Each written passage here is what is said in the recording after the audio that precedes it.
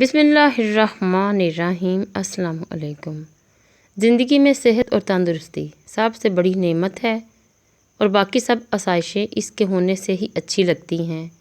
اللہ کریم سے دعا ہے کہ وہ آپ کو اپنوں سمیت بہترین صحت کے ساتھ عمر حضر عطا فرمائے، آمین۔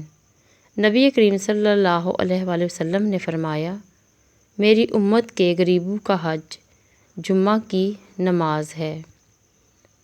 نبی کریم صلی اللہ علیہ وآلہ وسلم نے فرمایا، آدمی اپنے اخلاق کی وجہ سے ان لوگوں کا مرتبہ پا لیتا ہے جو راتوں کو عبادت کرتے ہیں اور دن میں روزے رکھتے ہیں۔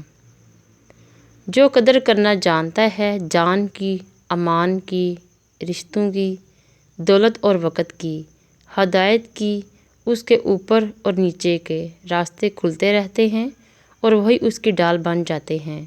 جو ہے اس کی قدر کیجیے، پھر جو نہیں ہے وہ نہ آپ کو ڈرائے گا نہ غم زدہ کرے گا۔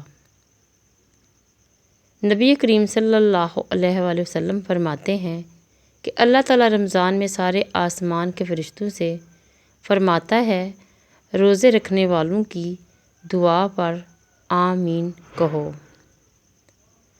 نبی کریم صلی اللہ علیہ وآلہ وسلم نے فرمایا، بے شک نماز دو نمازوں کے درمیان والے گناہوں کا کفارہ ہے کہ جب تک انسان کبیرہ گناہوں سے بچتا رہے۔ زندگی بہت مختصر سی ہے، ہم کسی سے نفرت کر کے یا کسی کا برا سوچ کے شاید اپنی جھوٹی انا کی تسکین تو کر لیں گے، مگر یقین مانیے ہمارے اندر کا انسان کبھی بھی خوش نہیں رہ پائے گا۔ اس لیے اپنے ارد گرد صرف اور صرف محبتیں بانٹیں، ہمیشہ پرسکون رہیں گے اور مجھے دعاؤں میں یاد رکھیں۔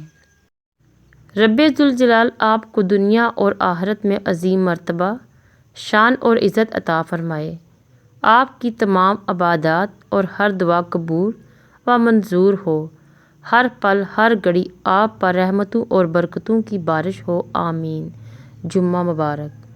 اللہ نگہبان۔